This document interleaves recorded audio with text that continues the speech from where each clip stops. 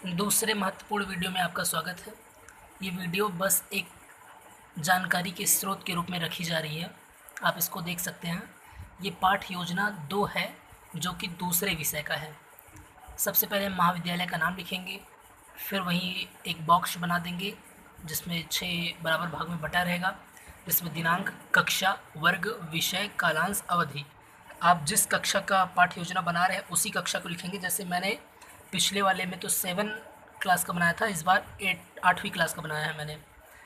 फिर प्रकरण लिखेंगे। प्रकरण में आप वह लिखते हैं जो आपको पढ़ाना होता है, तो हमारा प्रकरण संसद है।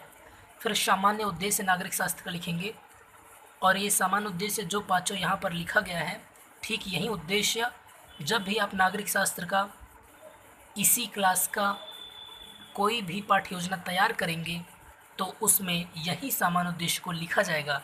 लेकिन ध्यान रहे, अगर आपने पहले वाले में यानी पहले पाठ्य योजना में नागरिक शास्त्र के 5 सामान्य उद्देश्य लिख दिए हैं, तो आपको जो भी पाठ्य योजना दूसरी बनाएंगे उसमें लिखने की ज़रूरत नहीं पड़ती। सिर्फ आप सामान्य उद्देश्य लिख के सामने पूर्ववत लिख देंगे। क्या लिख देंगे? पूर्ववत। फिर इसके बाद हम विशिष्ट उद्देश्य लिखेंगे। विशिष्ट उद्देश्य के 3 प्रकार हैं, जो कि ज्ञानात्मक है, भावात्मक है और कौशलात्मक है। तो ज्ञानात्मक में हमने 2 उद्देश्य लिख दिया नागरिक शास्त्र का, फिर बोधात्मक का लिख दिया 2 उद्देश्य, फिर कौशलात्मक का लिख दिया। फिर हमने लिखा शिक्षण सहायक सामग्री, और फिर हमने एक पॉइंट शायद इसमें हम भूल गए। शिक्षण सहायक सामग्री में तो ये सब है, लेकिन हमें इसमें कुछ मुख्य चीज़ को शामिल करना था, जैसे संसद भवन को प्रदर्शित करता हुआ एक चार्ट, ये शिक्षण सहायक सामग्री।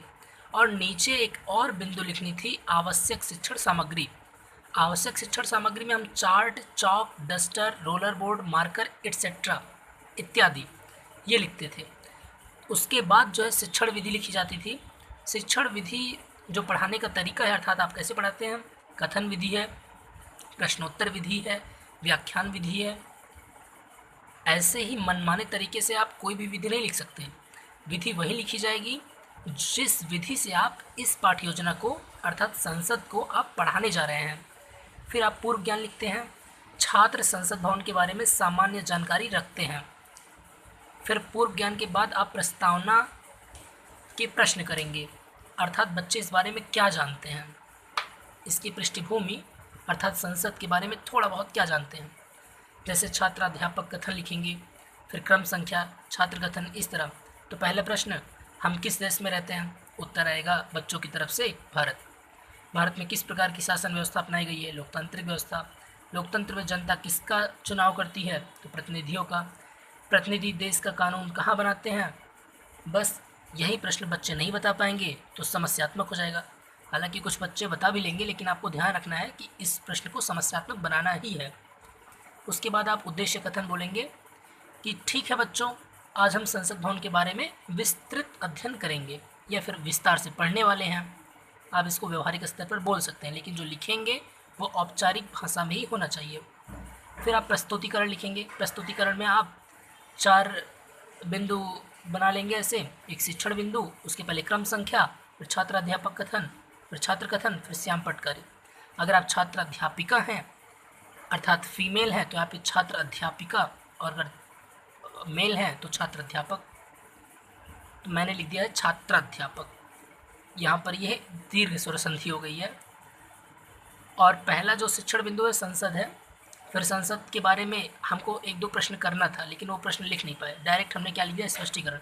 तो ध्यान रहे, आप छोटा मोटा 1-2 प्रश्न करके समस्यात्मक बना के फिर आप जो है स्पष्टीकरण दीजिएगा, और छात्र कथन में लिख दीजिएगा कि छात्र ध्यानपूर्वक सुन रहे हैं।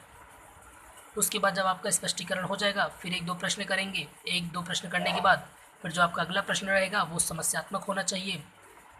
और श्यामपट्ट कार्य में आप थोड़ा बहुत पॉइंट लिख सकते हैं, जैसे जो भी आपने व्याख्या की या फिर स्पष्टीकरण दिया है, अगर उसमें कुछ भी महत्वपूर्ण बिंदु आया है तो उससे आपको श्यामपट्ट पर लिखना चाहिए। हालांकि श्यामपट्ट पर तो नहीं लिखेंगे इसमें, क्योंकि ये फाइल है, तो श्यामपट्ट कार्य के तौर पे आप इसमें इसको शामिल कर सकते हैं। फिर अगला जो महत्वपूर्ण बिंदु है वो संसद की भूमिका होगी, क्योंकि हमारा प्रश्न क्या था समस्यात्मक में, संसद की क्या भूमिका है।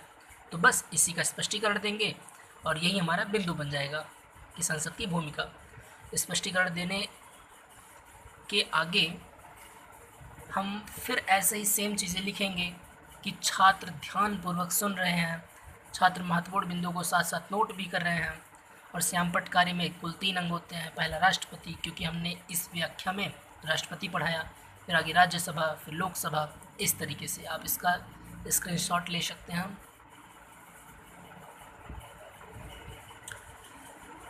और इसमें अब देखिए, मैंने सिर्फ इसमें 2 बिंदु लिया है, लेकिन आप 3 बिंदु लीजिएगा, क्योंकि 3 बिंदु अच्छा रहता है, सही रहता है। वैसे कोई लोग 4-5 भी ले लेते हैं। 4-5 लेंगे तो कॉपी का पन्ना थोड़ा ज़्यादा लगेगा, ज़्यादा मेहनत करनी पड़ेगी आपको। हमने 2 में ही काम चला लिया। तो हमने इसमें एक प्रश्न पूछा, फिर दूसरा प्रश्न पूछा, फिर तीसरा प्रश्न पूछा।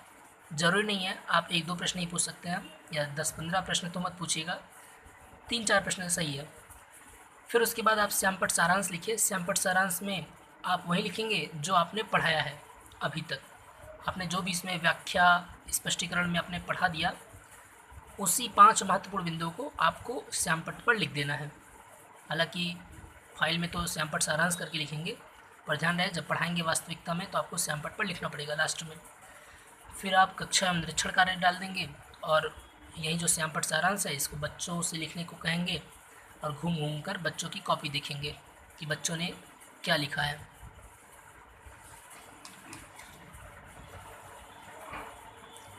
फिर अगला जो है पुनरावृत्ति के प्रश्न होंगे।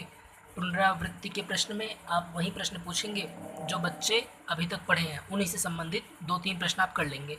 जैसे मैंने पूछा है संसद क्या है, संसद भवन कहाँ स्थित है, इत्यादि। फिर आप अंत में उनको गृह कार्य देंगे। गृह कार्य में आप चाहे उनको लिखित या फिर मौखिक या फिर पढ़ने के लिए, याद करने के लिए कुछ भी दे सकते हैं, जो आपका मन करे और जो बच्चों के लिए उपयुक्त रहे। फिर इसके बाद आप विषयाध्यापक हस्ताक्षर लिख देंगे, तो आपका पाठ्य योजना 1 तैयार हो जाएगा।